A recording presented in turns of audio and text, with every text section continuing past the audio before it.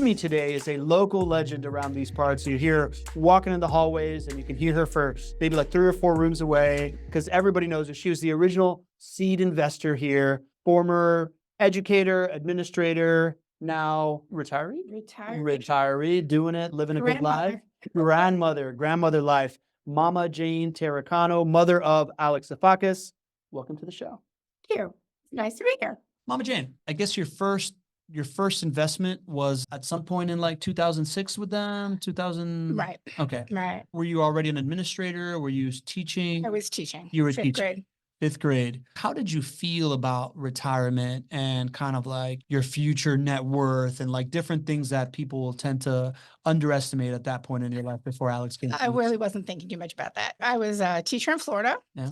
We moved from Massachusetts. And so I was basically in survival mode still Yeah. with 4 boys, trying to make it work. Yeah.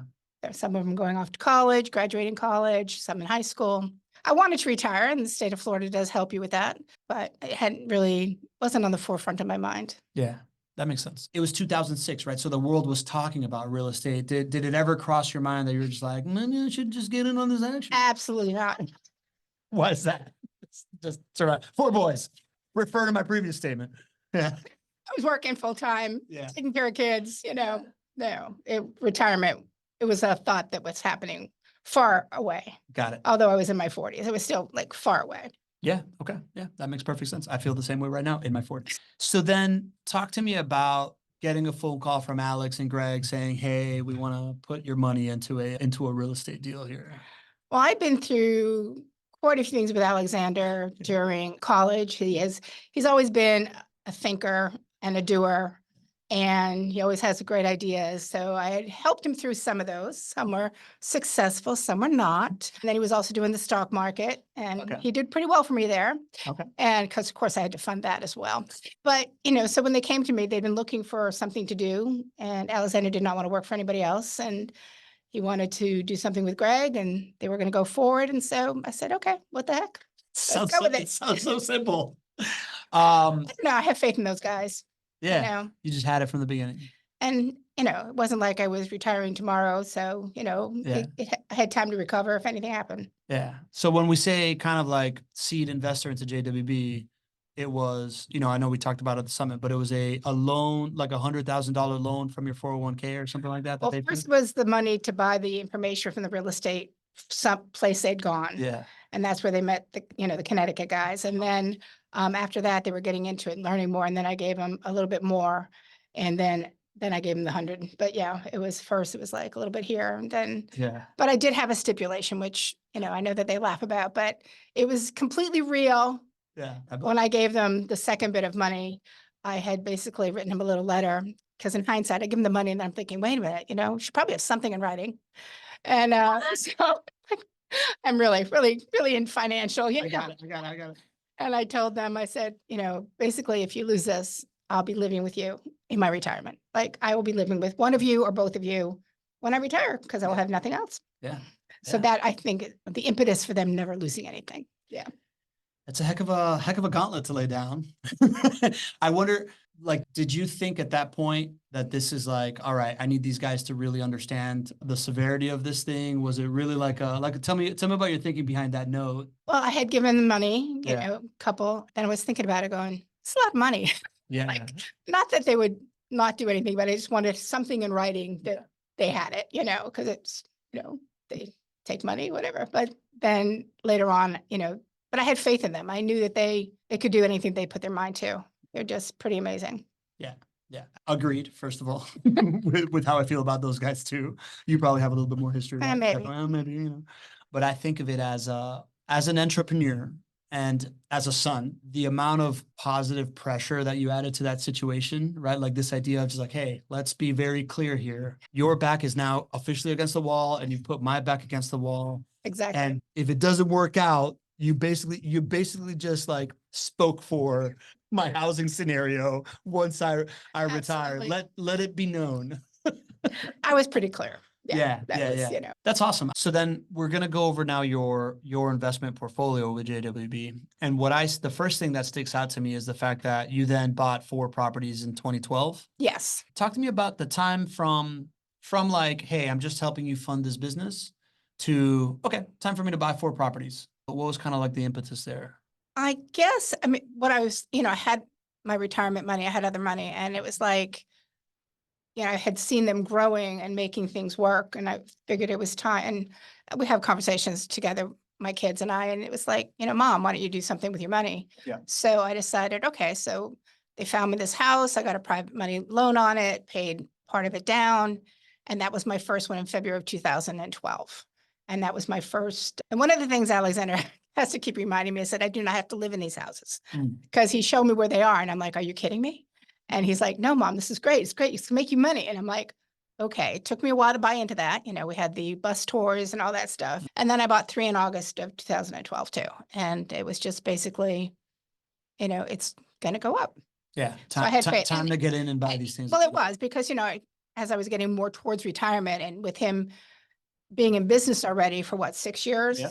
I had seen their business grow, and it was time for me to actually invest more money into my retirement. So what I'm hearing there is a couple of things. Number one is this idea that it had gone from beyond, I'm just trusting my son to start a business, to I see a business that is working and a future opportunity that I want to be a part of. It kind of like transcended that beyond just like hope for my kid, right? And once again, my son was like, Mom, you really should do something. And he came to Colin. Yeah. But it was for me, he was, I mean, he's my son, he wants what's best. So, we would work at that. Yeah. And then my auntie was also in business. So, you have all these opinions. And so it was time to just get in on it. And it was a good decision. Yeah. Decision. Right. So, okay. So I'm going to show here the properties that you purchased. First thing that comes to mind here is great picture. Oh, wow. That was just yesterday.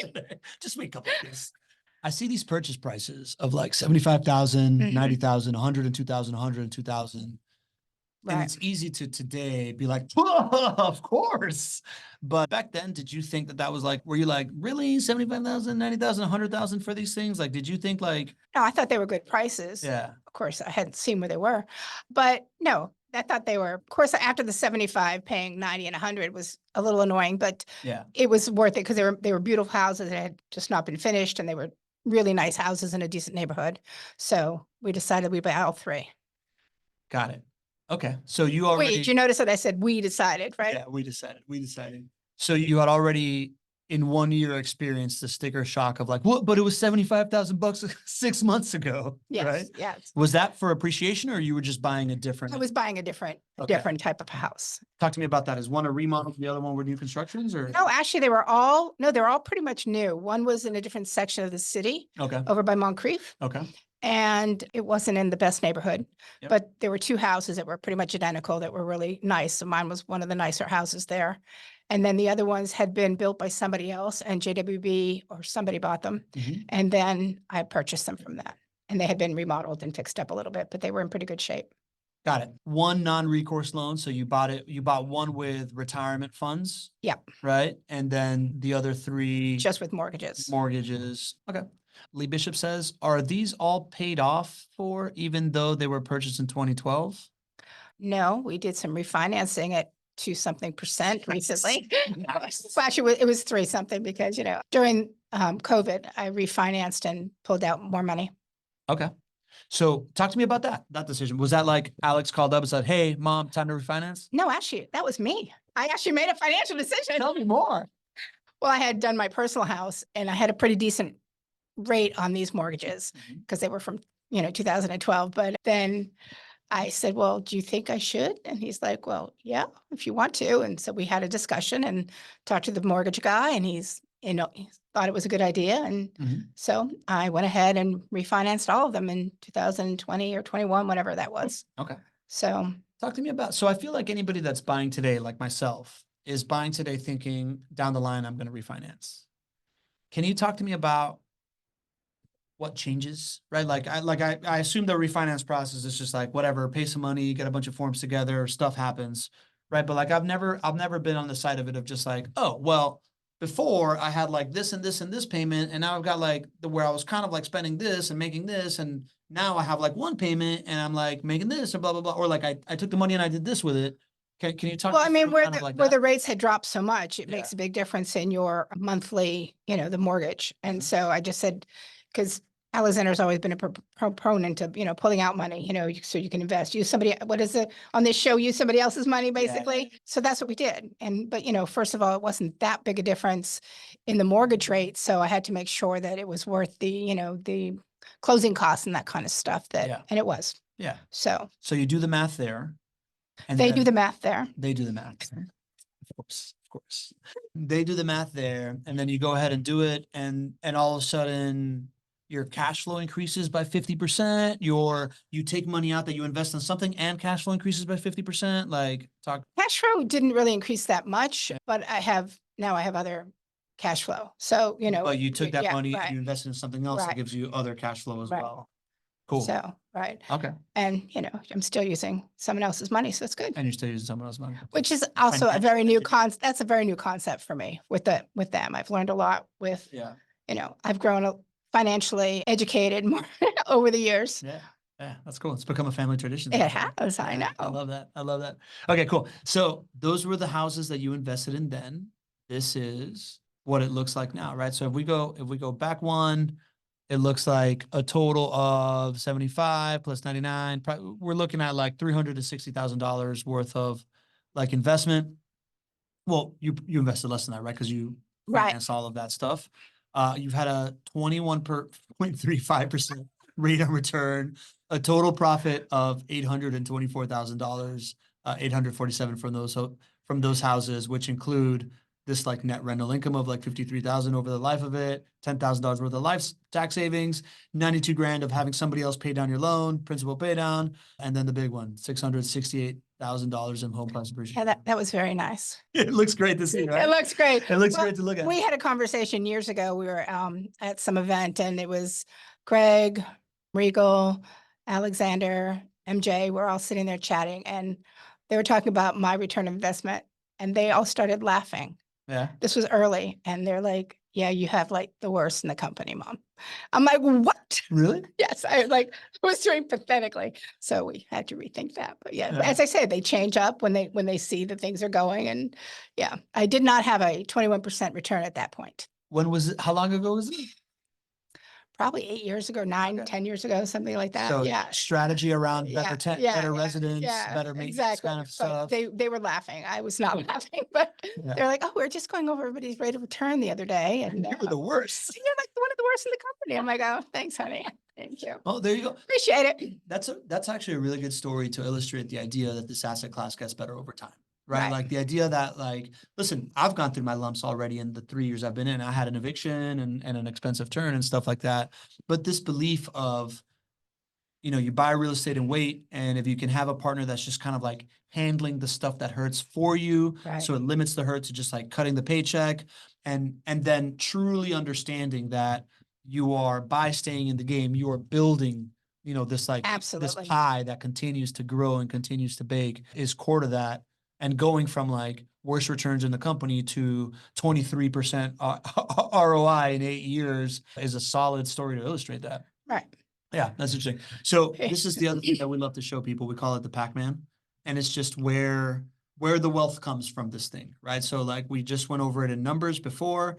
This is what it looks like in pie graph, and we call it the Pac-Man because it's always the biggest piece of the pie. Oh, it's incredible. Is how the much home price appreciation, right? So like this is when folks are investing in just like cash flow, they're optimizing for like this part right here, when this thing is the thing that you want to really, really optimize for a bigger pie and what you're really getting out of it, which I think is really, really interesting. Absolutely. Which is something that I had to learn. I think we all had to learn, Yeah. right? Yeah. How did you learn that? Because we didn't have a show back then. Conversations. Conversations, right? What the hell is going on with my investment, Alex? I do ask every once in a while. Yeah. But, I do love that every month you get a phone call now. Yeah. So when you see the 6777, you don't cry. Yeah. I actually mentioned that to That's interesting. either Greg or Alexander years ago when we were first starting out. And I said, I get a call from you and it's like, oh God, no. And they switch that around. So now it's like, oh, okay. What's going on? They update you. You have great conversations with your property manager and it's just great. So it's not, it's not panic. Yeah. So it's really nice that they do update you, have conversations, you have rapport, and any questions they're willing to answer. And that's just Yeah. so awesome. Yeah. Of course, I don't always go there. I might have a personal person to call instead, for better or for worse. I feel the same way.